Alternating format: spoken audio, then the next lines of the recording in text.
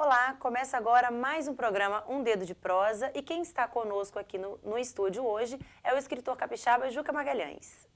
Antes de ser escritor, Juca é músico e foi o vocalista de uma banda de pop rock na década de 1980, chamada Pó de Anjo.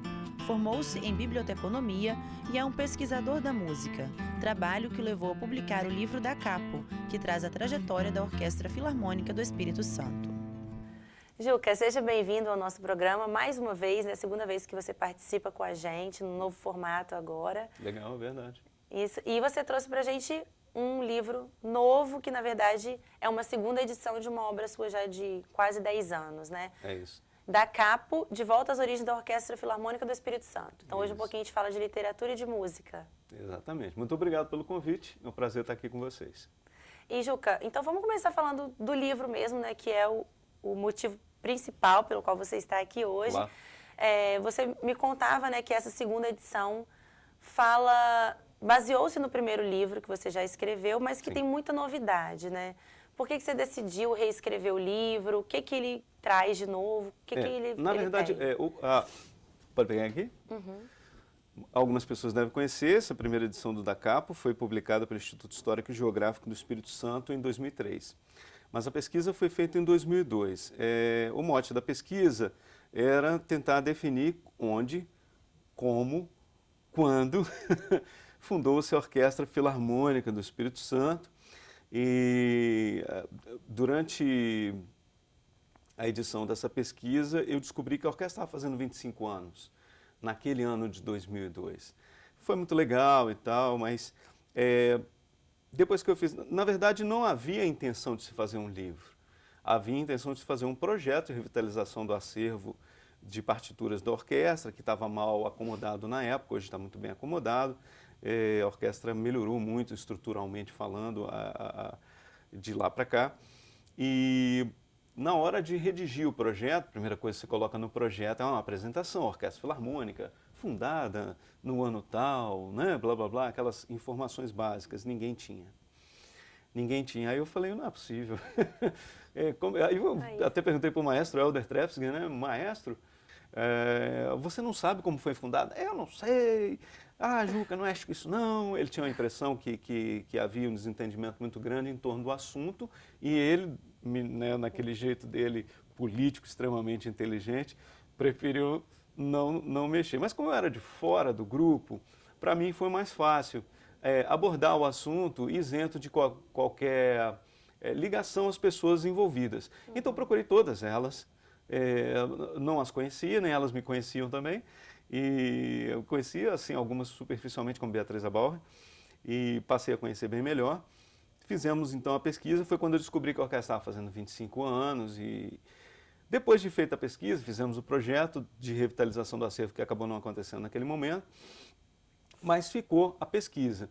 Aí alguém me falou, por que você não leva para o Instituto Histórico e Geográfico do Espírito Santo? Eles publicam todo ano livros importantes sobre a história, é o que eles chamam de desembrada, né, muito tradicional. E procurei então a presidência, Dona Léa Brígida, e que encampou o projeto, achou a ideia magnífica e tal, e saiu esse livrinho, que como eu disse, não havia pretensão de se fazer um livro, mas foi importante editar essa pesquisa na época, já suscitou muito debate, como eu falei para você, outras pesquisas foram feitas a partir desta pesquisa, e que me ajudaram na hora de fazer essa segunda edição. Então, tem até um capítulo dentro desse livro que eu chamo de o diálogo cultural. Houve um diálogo cultural entre várias obras, vários pesquisadores, coisas que foram suscitadas a partir dessa minha pesquisa tão despretensiosa na época, né? E que me ajudou muito a enriquecer essa segunda investida no tema, né? E daí, quando você conseguiu chegar nessas pessoas, deu para definir uma data? Conseguiu vencer esse desafio? Sim, sim. Hoje eu acho que está bem resolvida essa questão da fundação da orquestra. Na verdade, não havia o principal motivo para não haver uma definição. Não era bem nenhuma desavença ou nenhum desacordo entre aquelas pessoas que foram batalhadoras importantes para a fundação da orquestra, como o Dona Vera e Alceu Camargo, praticamente fundaram o naipe de cordas da orquestra. Dona Beatriz Abalra, que também tocou no naipe de cordas, foi presidente da Fundação Cultural, fomentou esse trabalho. Dona Sônia Cabral, que a partir de 1976 assumiu a coordenação de música erudita, nos bons tempos que isso existia, né? E depois essa coordenação de música erudita passou a ser a orquestra, ficou sendo a orquestra que se tornou um equipamento cultural do Estado. Então, e o maestro Vitor Marques Diniz, porque com a chegada dele, foi o primeiro regente, houve uma movimentação muito maior e muito mais independente em torno do trabalho. Ele era uma pessoa de um nível cultural fantástico, português. É um impacto na sociedade muito grande quando vem para essa sociedade uma pessoa de grande conhecimento. Isso você sente especialmente na música dos Estados Unidos. Por exemplo, quando na Segunda Guerra Mundial, vários daqueles músicos importantes, Stravinsky, Schoenberg e músicos, Adolf Busch, Rudolf Serkin, todos saíram da Europa e foram para os Estados Unidos se refugiar. Vários eram judeus, né? E ficaram lá ensinando, compondo, fomentando a música dos Estados Unidos, que se tornou uma das mais importantes, né? Segundo Caetano Veloso, a mais importante do planeta, né? E você considera também que talvez um desafio tenha sido o fato da orquestra ser considerada aí um artigo de luxo para a elite?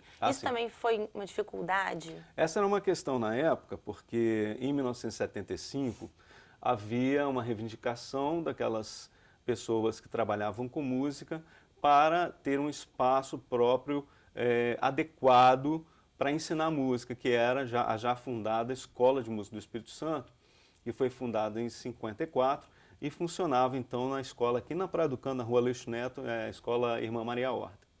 E aí elas fizeram uma reivindicação muito grande, e primeiro para ter o espaço que acabou sendo aquele onde está a Escola de Música, hoje faculdade desde 2004, se eu não me engano,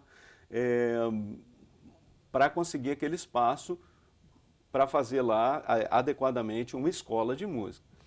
E segundo, a formação, a criação da nossa sinfônica. E isso, na época, era visto não só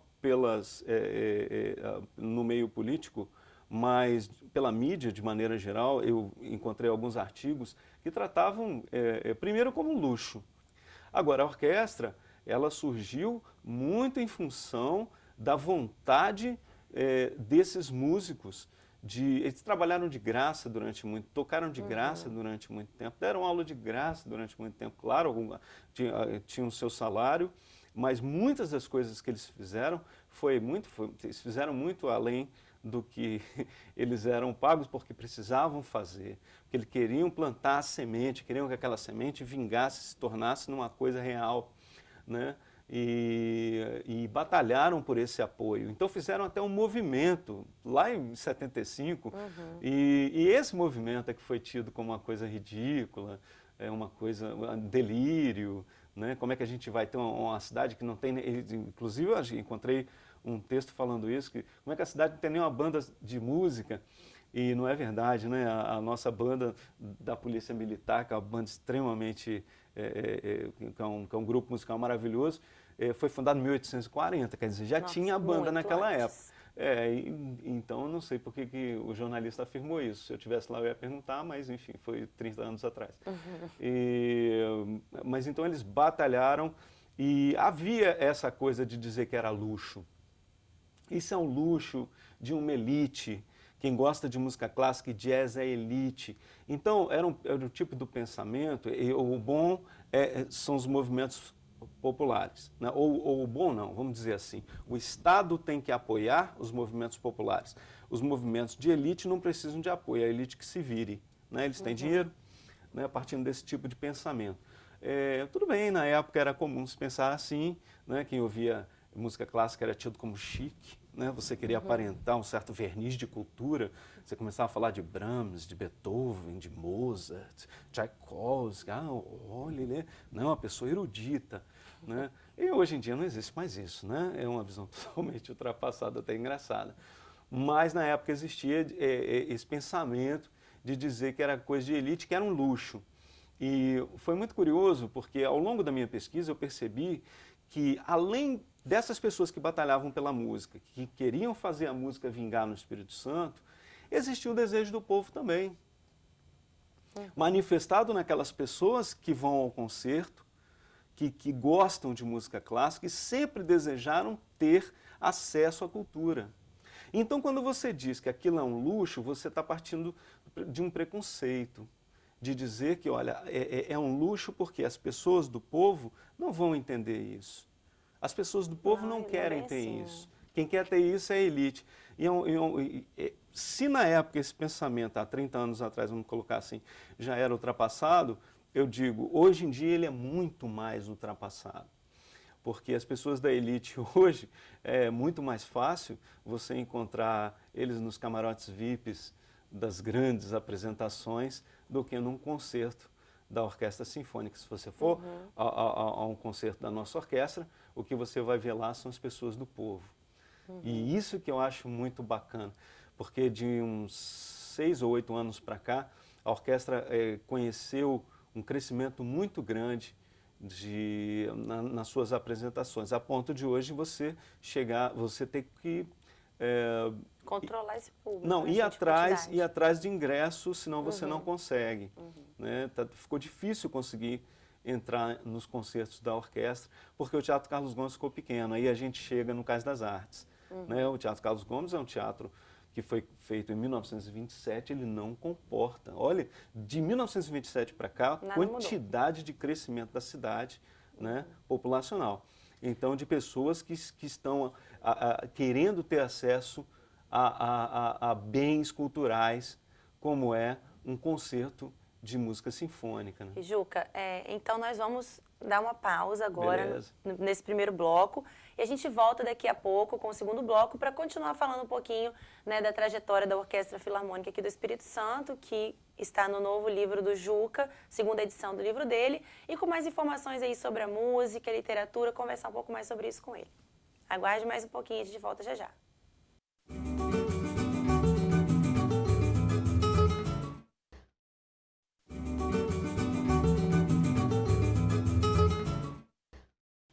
Estamos de volta com o programa Um Dedo de Prosa e no segundo bloco a gente continua a nossa conversa com o escritor Juca Magalhães.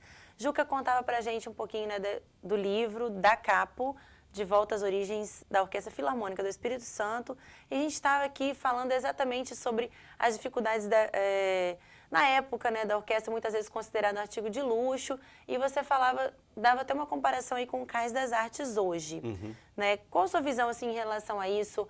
É uma necessidade que tem um espaço como esse no nosso estado? Pois é, está sendo tratado como luxo outra vez. Né? Aquilo que eu estava falando.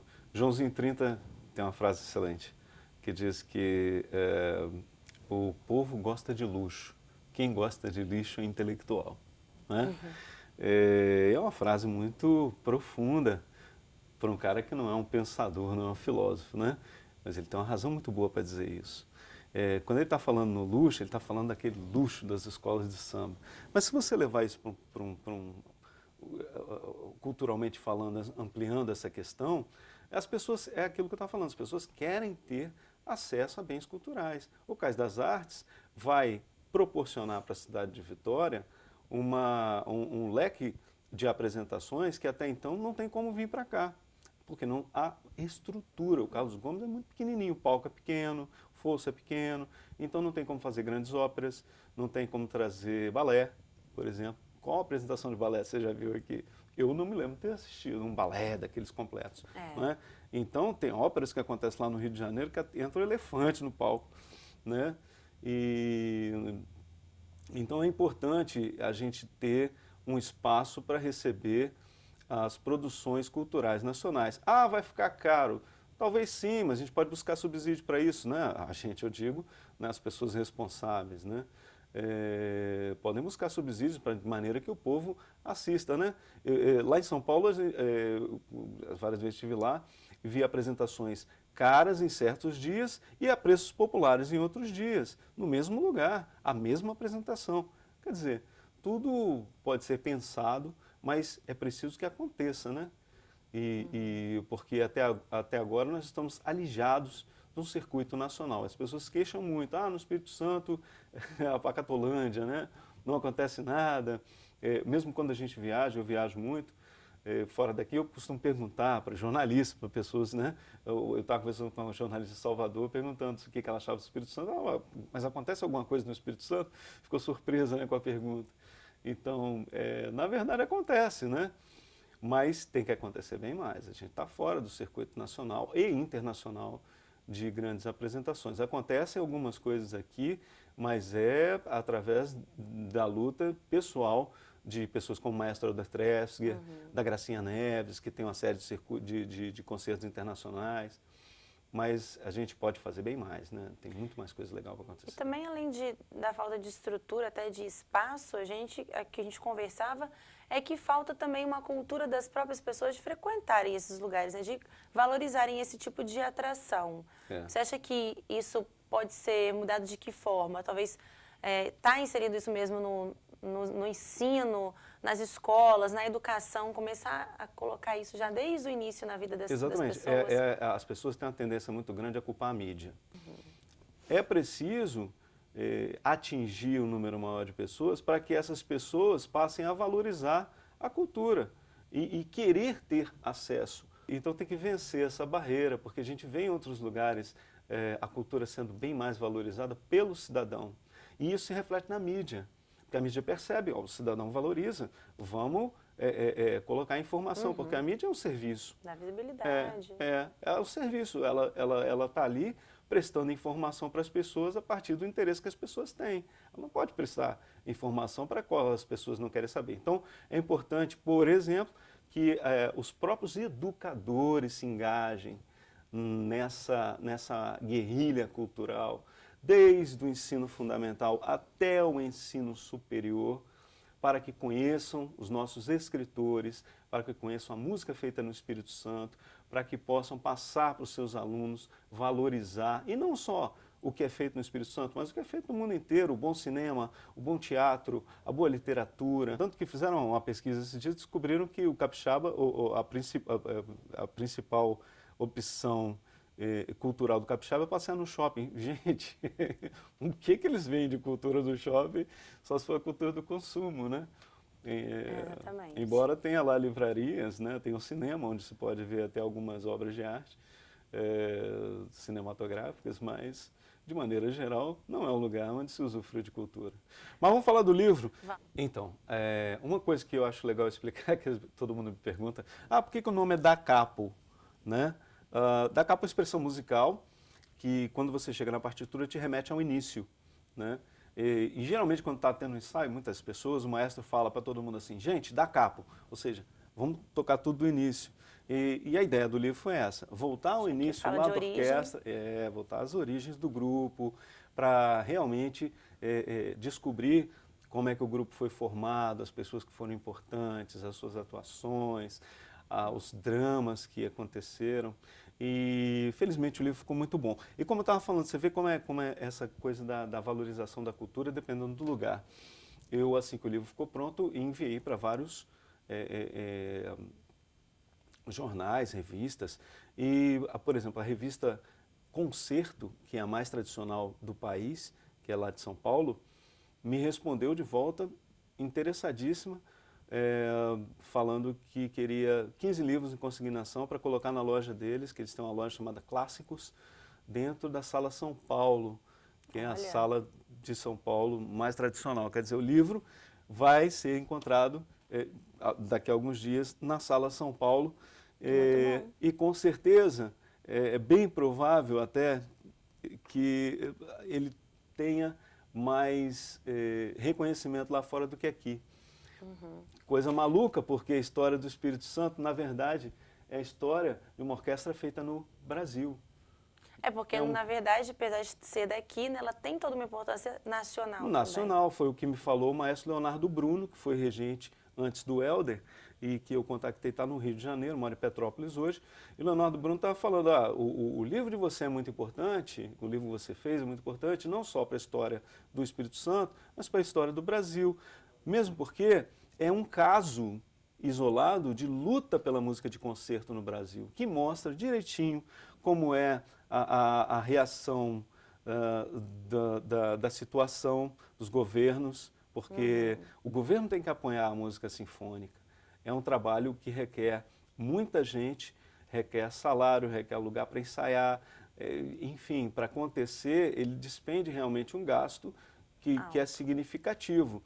Mas o retorno em cultura, do impacto que você tem no funcionamento do acesso a esse bem cultural é muito grande na nossa comunidade.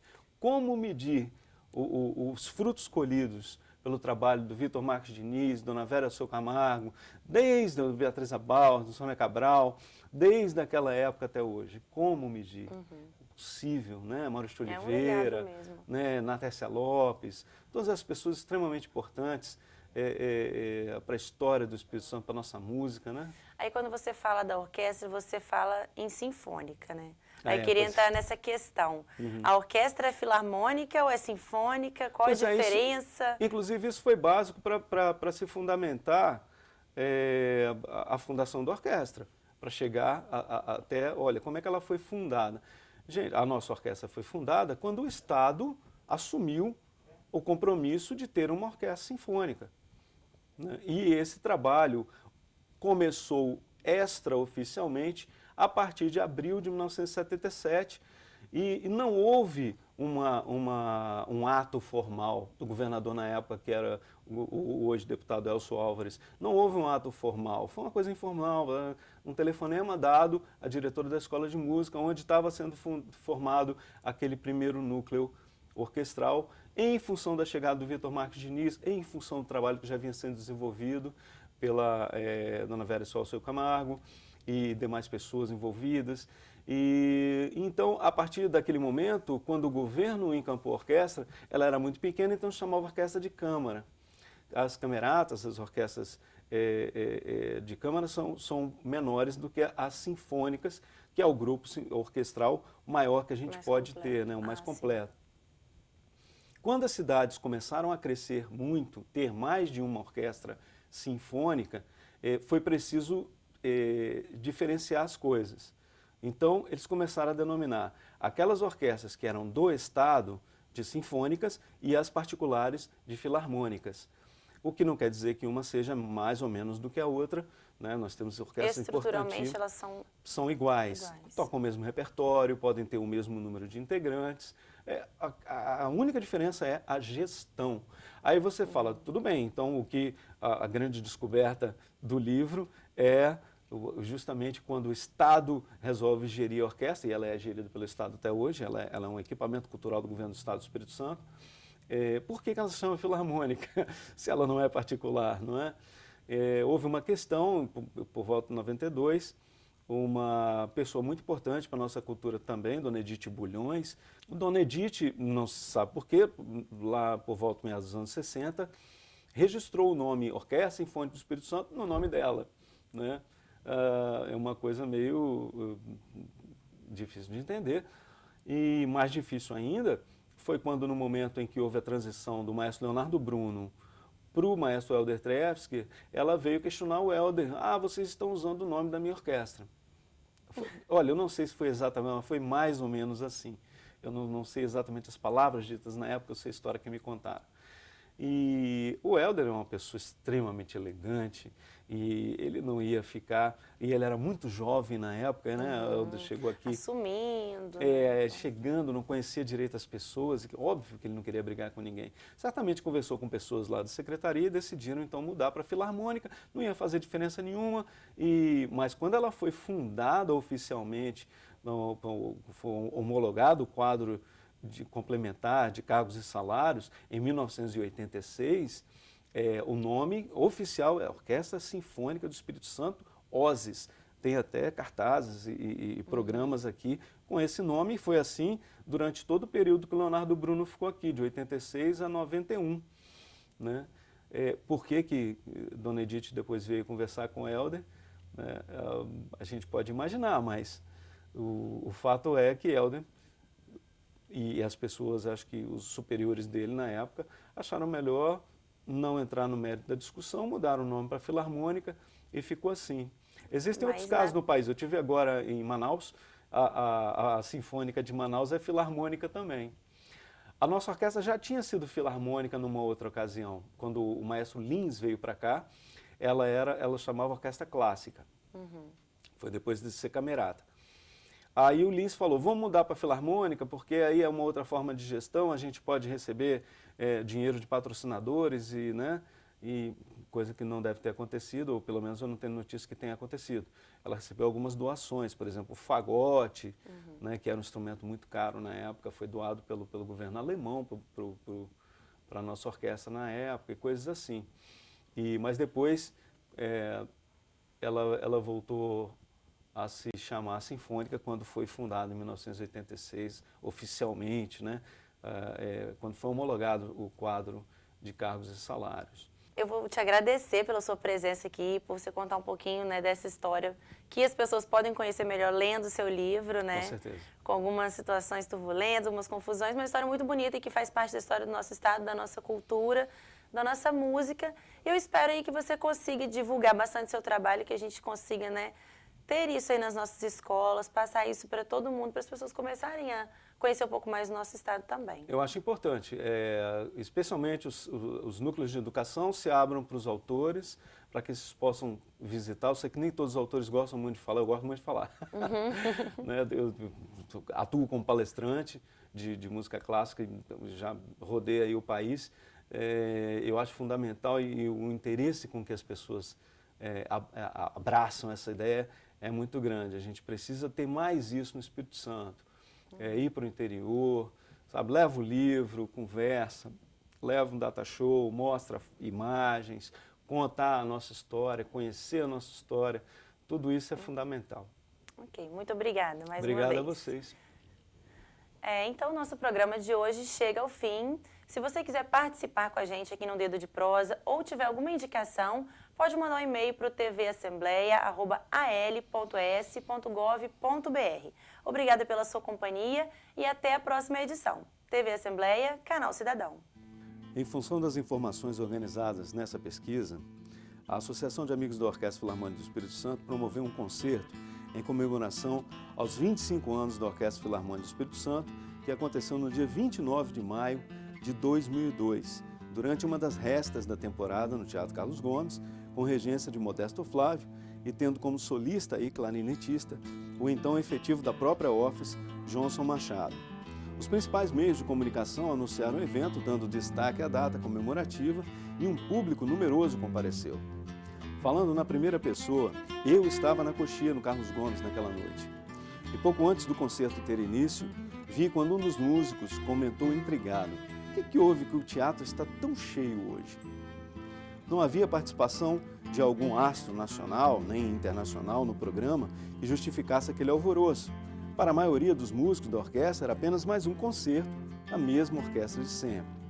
Talvez nem os próprios músicos do grupo tivessem dado conta de que aquele frisson vinha de um antigo desejo se tornar a realidade, e a própria comunidade fez questão de estar presente para poder celebrar e reverenciar a sua orquestra sinfônica. Aquele foi o reconhecimento por todos os anos de batalhas e grandes dificuldades que todos bem sabiam. O descaso foi relegado às areias do tempo. Dele apenas iremos lembrar com prudência, para nunca mais repetir os erros do passado. Um recado para os governantes: a Orquestra Filarmônica do Espírito Santo é um luxo que o capixaba quer e merece ter.